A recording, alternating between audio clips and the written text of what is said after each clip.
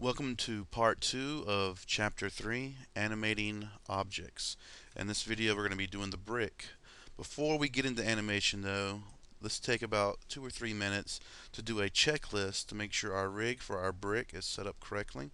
I'll be doing this at the beginning of every video. I don't want you guys to start off animating at a handicap with some parts of your rig maybe, messed up, broken, whatnot. So let's just quickly go through a little checklist to make sure our brick rig is set up correctly. The first thing I'm going to do, I'm just going to hop down this hierarchy of my brick rig. So the last thing we did when we rigged it was grouped all the handles together and just called it brick rig 001. And if we expand this, our next object in our hierarchy here is my translate handle 001. Alright, that's right under brick rig. And let's make sure that we can grab the handle. Let's make sure everything is zeroed out and locked. We want to keep the translations unlocked. Rotates and scales we want to keep locked. Alright, so zeroed out. Looks like it's in a pretty good position right in the center of my brick. Alright, let's go to our rotate handle. Zeros, ones. Rotate is unlocked. Translate and scale is locked. I can grab it with no issue, and it looks like it's pretty much centered around my brick. Alright, great. Alright, and let's go and grab my scale handle now. That's that inner little hoop I got going on. Everything's locked out, zeros and ones. Everything looks good. And then let's check my brick out. It's all zeroed out and it's all locked out. So we can't animate my brick at all. I also have my brick on its own object layer, so I can hide my brick or lock it. The reason I put my brick on a different layer rather than my brick's on the object layer and my curves are on the brick layer. The reason I do this is when I unlock my object layer, I now have the chance of accidentally selecting my brick. If I put a brick on a different layer, I can lock my brick down while keep my selection of my handles available. So I can select my handles and everything's good. Alright, great. So the checklist is done. We can now start animating. I'm going to go ahead and do some prep work for the time slider now. I know that I probably want to have probably more time than 48 seconds. So I'm going to go to my maximum time slider length here, the end time of my animation, and I'm going to set this to something like, I don't know, let's do, I don't know, 200 just for right now. That'll give me a little bit of breathing room to work with. And typically in big scenes, you would want to start animating on frame 100. That'll give you 100 extra frames to animate on the back of, in case you need to do a little bit of animation at the beginning of your time slider. But we're not going to worry with that. We'll just start on frame 1 to keep things simple. So the first thing I need to do is I need to pick how high up my brick's going to be when I drop it. So let's do this. Let's grab our translate handle. I'm going to get my move tool, and I'm going to drop it up from about right there. That'll be just fine. So with my time slider on 1, my brick at the height I want it to drop from, I'm going to hit S on my keyboard and make a little keyframe right there. Notice how whenever I make my S, the only things that are locked right here are my translate values and my visibility. Since rotate and scale are locked, they do not get a time frame. Alright, that's great. So let's drop it and let's see. And this is a part where you're going to kind of have to guess. My computer lagged up. I kind of guess about how many seconds it might take for this brick to fall from here to the ground and make it look believable. But I'm going to do it at about frame 12. Alright. Make sure that you position your brick to the ground. That might be helpful, huh? And I'm going to put it right there. I'm not going to put it directly on the ground because as it's falling, I want my brick to kind of rotate and hit like on a corner. Alright. So from frame 1 to 12, I have my brick moving now. And let's just check my animation preferences and make sure I'm in real time. Real time 24 frames per second. Perfect. So now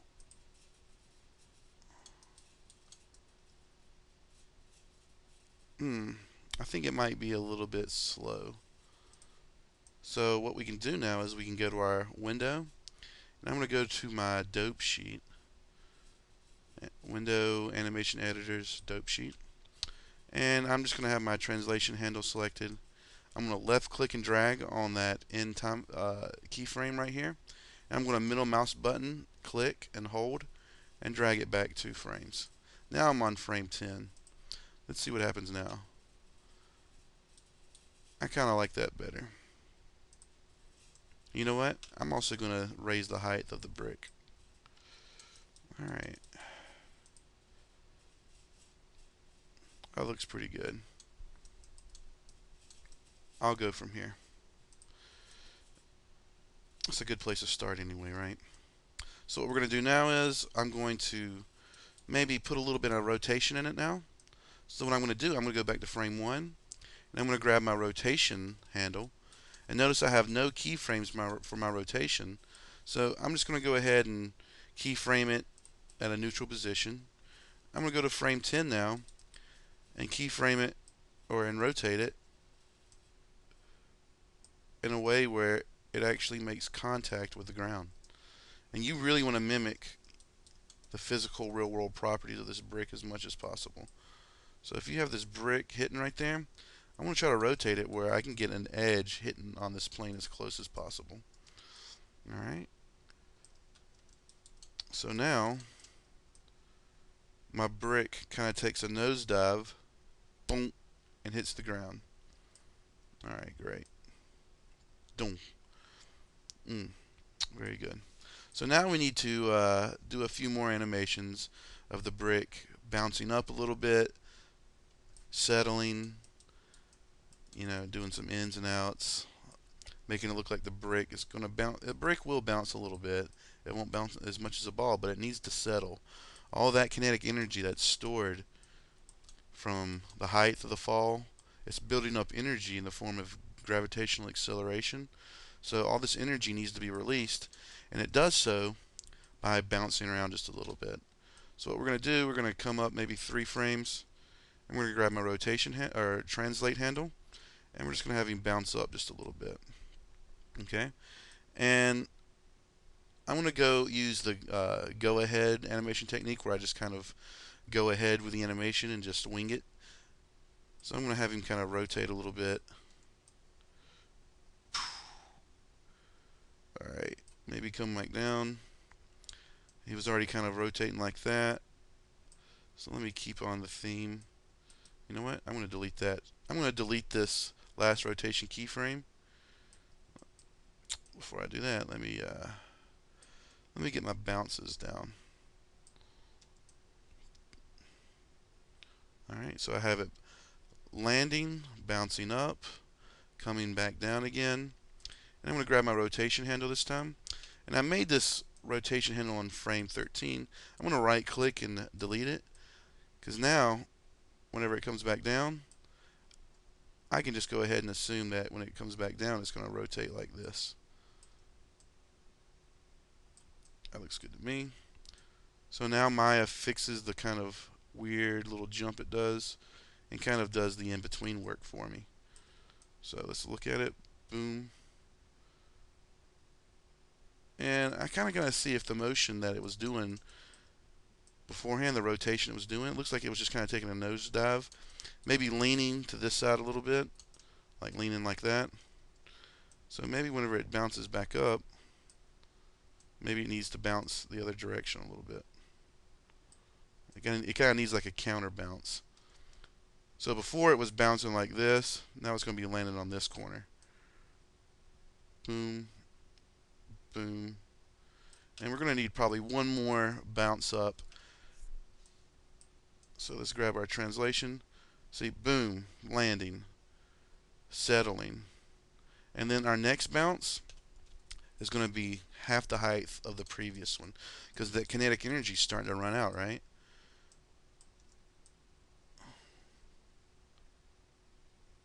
And then maybe I'll just go ahead and let it land flat. Yeah.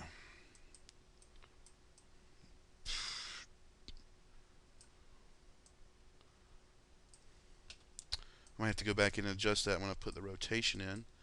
So let's grab my rotation handle now and see if we can't get the brick kind of landing nice and easy. Maybe rotate it just a little bit.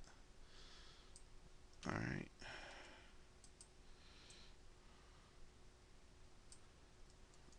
Have it kind of settle down right there. Boom. As you can see, the keyframes on my time slider, I have a translation value at 22, but my rotation value is at 23. So what we can do is I can just left click on the time slider and I drag a little bar around it, left click, shift, click, my bad, hold down shift, left click, and drag this red bar. Then you can use these little arrows to kind of move it around a little bit. It's kind of a quick way to do dope sheet work. That's what I like doing. Alright, so let's look and see what we got. Boom, boom, boom. Let's see if that looks natural.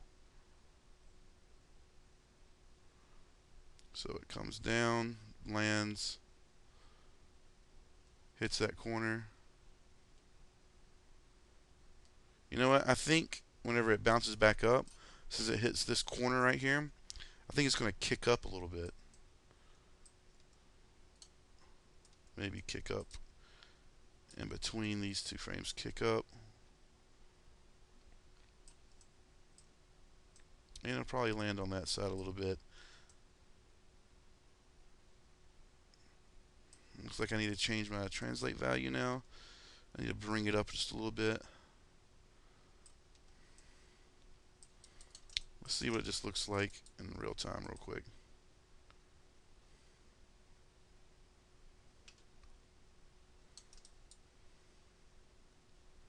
Alright, so that little rotation at the end doesn't look quite natural. See how it goes? By this point in the animation cycle, it shouldn't be able to move that much because the energy built up from the fall should be running out. So I need to rethink this keyframe right here. Let me zoom in on it.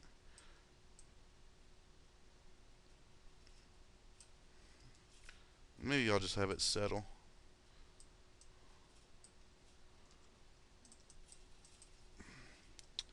Maybe just have it finally run out of a little steam right there.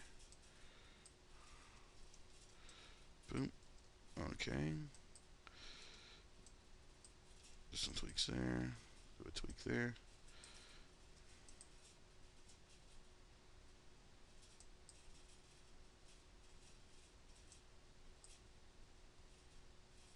You know what? I think it bounces up too high, that second bounce. It bounces up. It does have the height. Boom. Boom. It lands there. It lands on that edge again.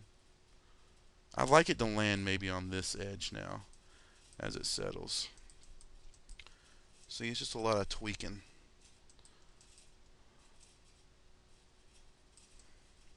So I'm going to have it land on the opposite edge of the brick now.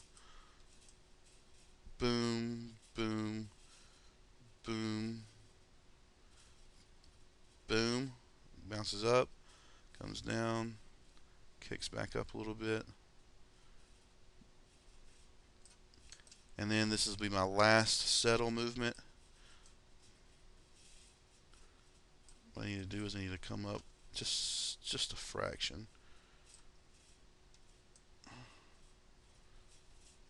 And then just come back down a little bit. Let's adjust my rotations. So this is when the brick's coming to a full dead stop finally. Put a little bit of a twist on it. Try to get it as flat as possible.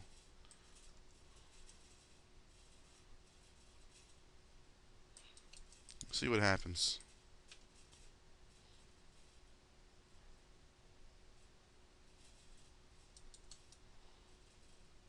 I think I got a little too much bounce in my ball, or my brick.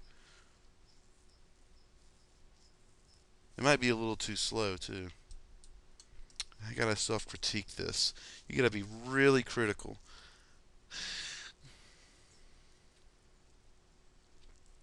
Hmm. I'm looking at it. I think it's a little too. It reminds me a little too bouncy. If you ever find yourself looking at this an animation on loop, and you're like, "What is wrong with this? What is going on?" Well, don't try to just hone in on the few things like, "Is my translate too tall there? Is my scale not working? Am I rotating wrong?" Just forget all these handles. Just look at the object. Just pretend that. Just look at the object like you would in real life. Just look at the brick. And right now, when I'm just looking at the brick, it looks like it's made a little too, like out of rubber or something, like it's too bouncy. So, I've concluded that I don't like the way my brick bounces, so I got to figure out a way where I can fix that. And I think the reason it's too bouncy is because I think it bounces up too high when it lands. I think that's way too high for it to bounce up. So if we just make it just a really short hop, maybe shorten our hops a little bit each time it comes up.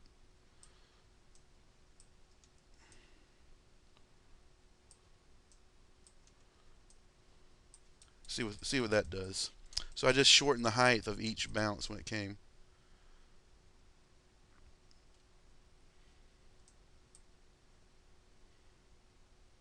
Alright, that little rotation at the end where it settles down, now that's looking a little off.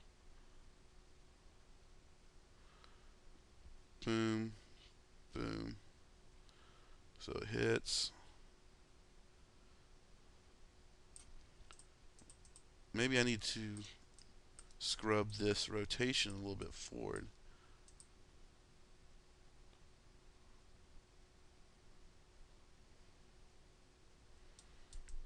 And don't forget to look at it from far away.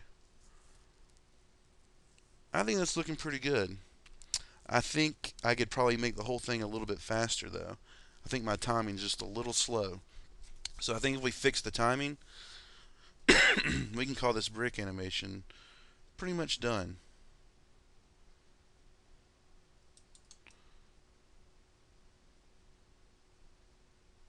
Alright, great. Yeah, sorry, I was just looking at it, zoned out.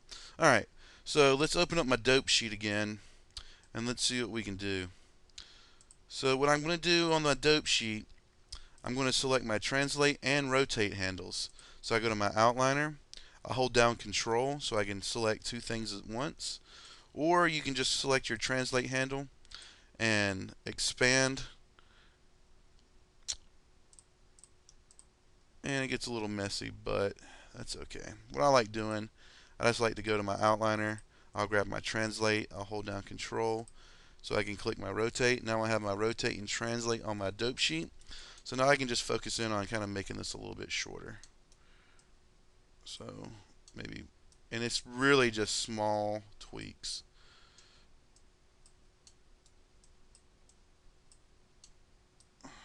Let's see what happens now.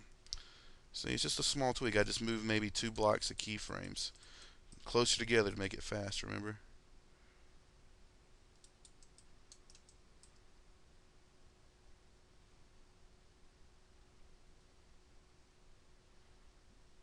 I like that. Looks like my brick has weight. I'm adjusting for forces and counter forces.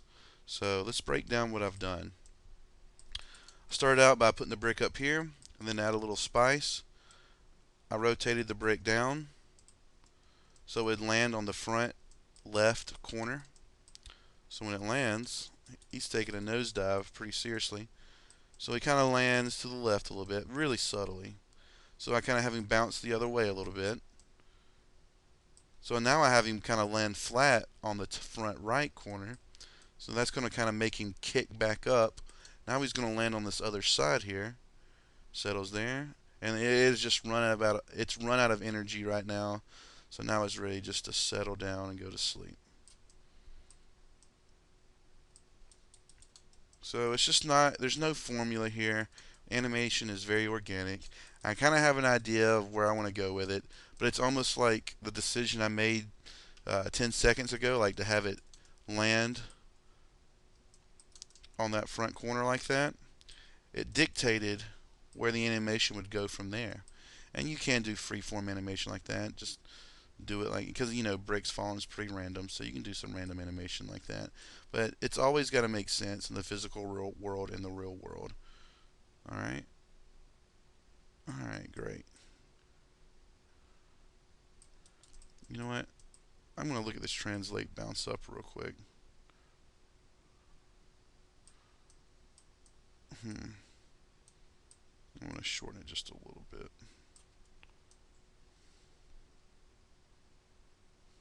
Hmm. Nope, that didn't work out too well. Okay, lands. Let's see what happens now with that little tweak I did.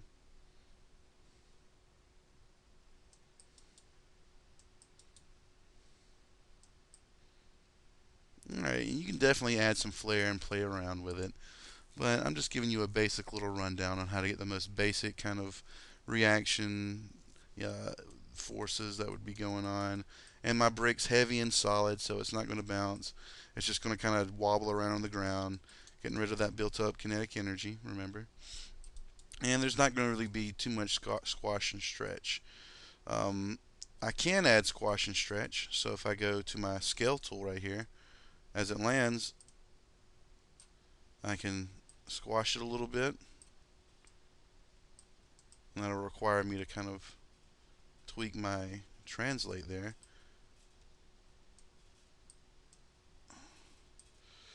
And what I need to do is I need to set a keyframe at the very beginning at its normal size here. And then if I don't set another keyframe before frame 10 where I made that squash happen, it's going to start shrinking in the midair. So I need to start at frame 1, and I'm going to middle mouse click and drag to like frame 7. So it preserves the mass from frame 1 to 7. It's only not until my computer's running a little slow. It's almost not until frame 10 that we get to see, you know, the squash actually happen. All right, there we go. So with that in mind, you gotta be really careful about how you. My computer's freaking out. Okay, it's back. You gotta be careful how you plan out these squashes and stretches, because you can have the thing just stretching and moving and doing all kind of crazy stuff. But that's kind of just a warm up. I'm going to take away all the squash on this brick. I don't want it to be too exaggerated, so I just want my brick to have a lot of gravity, a lot of weight. It's not going to be bouncing around. It's just going to thud on the ground. Alright, great. So I think that'll about do it for the brick. See, it lands, and then it just thuds. Alright, great. So that does it for this chapter. Next chapter, we'll go to the ball and have it bounce and squash and do all that good stuff too. I want to keep these animations really basic and simple. I'm not going to spend too much time on them. I want you to experiment with adding a little bit more of your own twist to things. By all means, if you're having a little bit of issue with getting things just right, you can copy these step by step. That'll teach you, you get a feel for it that way. But if you want to experiment and do some crazier animations like the brick spinning really fast as it lands and like hits here and just goes and runs right there, by all means go ahead. But make sure it looks good. Just because you try something hard and fail at it doesn't mean you're going to get, it doesn't mean you're going to learn anything from it. It doesn't mean you're going to get a better grade. Grades are secondary. If you're not learning the core concepts, then that's really where the problem is. So I'll quit rambling now so we can go on to our next animation with our ball bounce. Probably the funnest one to do. Alright, thanks guys.